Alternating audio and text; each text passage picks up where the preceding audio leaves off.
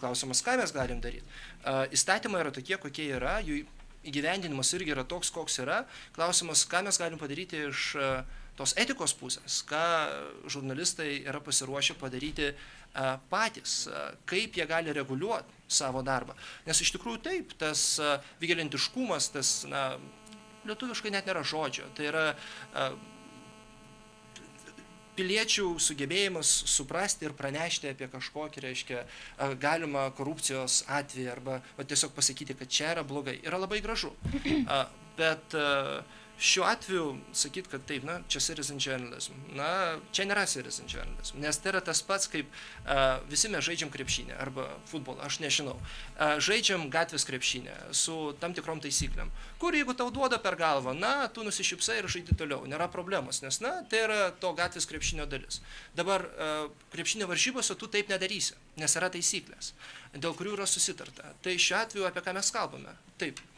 Aš dar noriu pasakyti, kad tai ne tik nuo žurnalistų priklauso, bet labai daug nuo leidėjo, nuo redaktorius, politikos ir pažiūrų, o ne vien tik tai žiūrėti, kad tai yra žurnalistų bėda.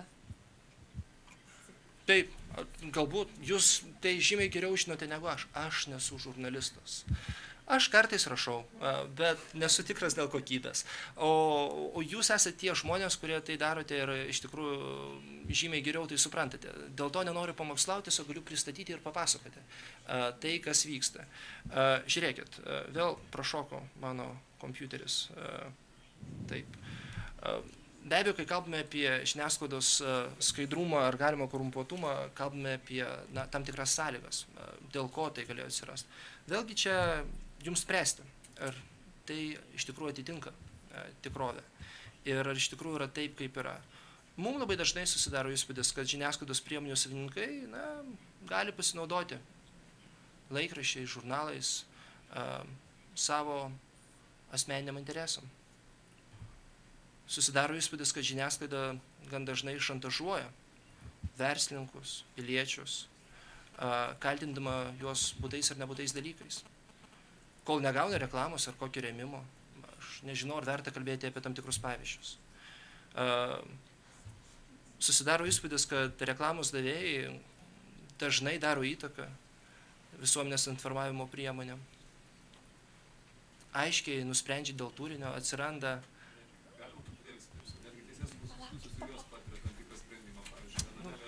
vieną kartą atsitiko tai, kad viena teisėsaugos institucija paėmė ir išaiškino savivaldybę negerus dalykus, ar ne?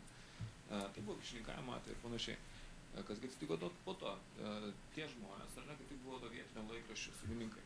Ir tuomet pasipylė publikacijos, kokia, reiškia, yra purvina vėliava tos teisėsaugos institucijos vadovo kabinete, arba koks jisai yra arogantiškas, kokie marškiniai nešvarūs, arba kaip policininkai tame mieste cepelinus valgo 50% pigiau, o šitą instituciją kažkodėl tai nieko nedaro. Ir ką jūs padarė? Na ir nieko. O ką mes galėjom padaryti?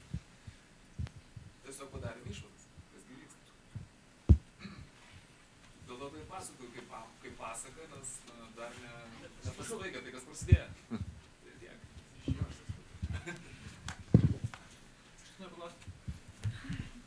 Patikslinkit, pasidarėm išvadas. Ar pasidarėt išvadas, kad daugiau tų žmogaus tikrai neliesti, ar toliau dirbti, kaip dirbot savo darbą? Tiesiog storesnė oda užsi. Kad kuo greičiau ir objektyviau ištirti tai, kas tam buvo negero padaryta, kad tai visuomenė kuo greičiau sužinotų, o išvadas pasidarytų pati. Supratau, tai jūsų išvadas. Tarp to, kas buvo supratau. Prieš tai, ir tarp to, kas atsitiko po to, kaip tyrimas baigėsi. Labai dažnai susidaro įspūdis, kad tos pačios ministerijos, žinybos, valstybės įstaigos nesupranta skirtumų tarp reklamos ir tikrosios žurnalistikos. Jums patiems tikriausiai dažnai teko girdėti, vėlgi, turėsiu net tos pačios ponios Prunskienės atveju, kai Žemės ūkio ministerija realiai, mano supratimu, skelbė informaciją, kuri aš galėjau suprasti vien tik kaip politinė reklama. Jiem tai atrodė kaip natūralus atsiskaitimas dėl Žemės ūkio ministerijos nuveiktų darbų. Puiku. Bet Žemės ūkio ministerija nėra vienintelis pavyzdys. Tai darė ir aplinkos, ir finansų ministerijos, yra kitų žinybų ministerijų. ką daryti, tarkim, na, su tokiais atvejais, kur, tarkim, yra ta riba, taip, prašau. Tik.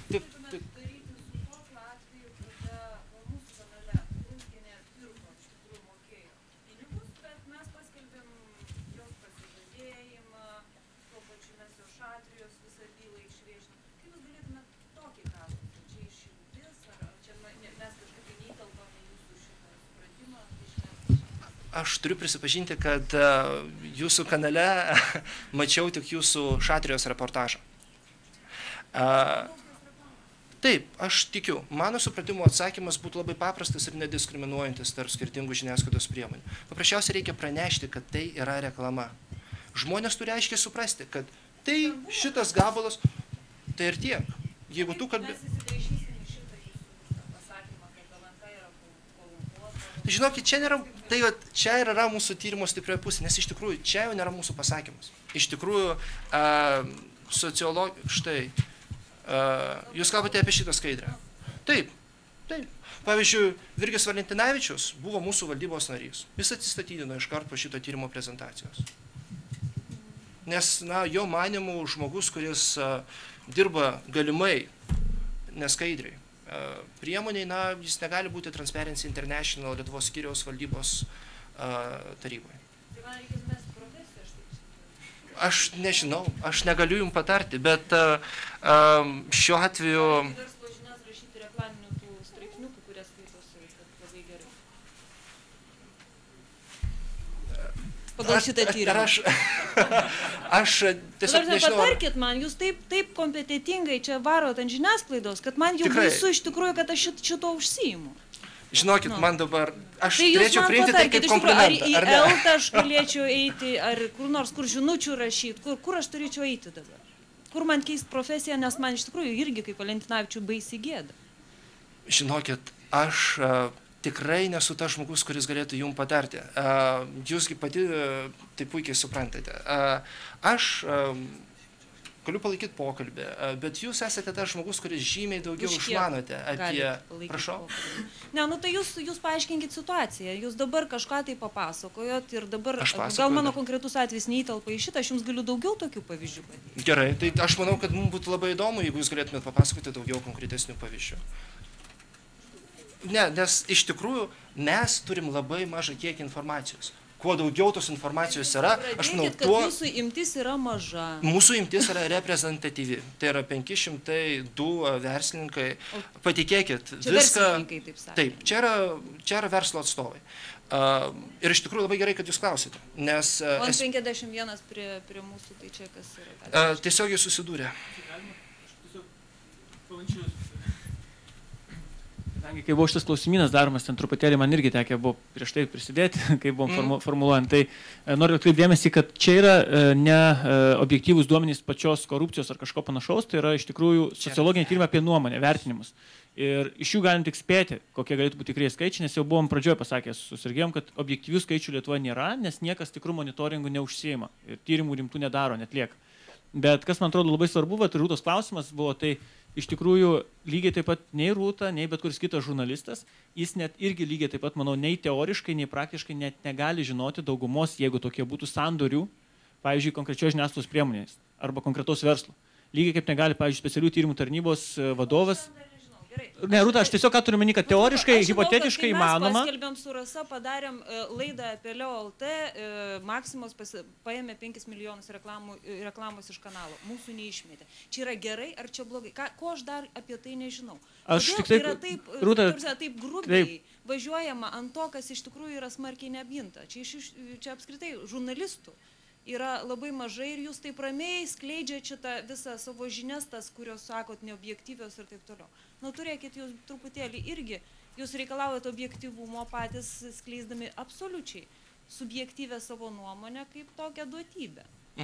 Bet tai jūs pasakėte, gal neakcentuoja, kad čia iš tikrųjų yra subjektyvūs vertinimai verslininkų, kurie atsispindi objektyviais skaičiais. Gal taip vadinkim? Ne, palaukit. Viskas yra žymiai paprasčiau. Nereikia...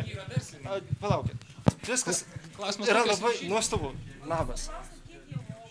Jo, galbūt jie iš vis nieko nesuvokia situacijos. Palaukit. Štai, aš šito laukiau. Labai jums ačiū, nes iš tikrųjų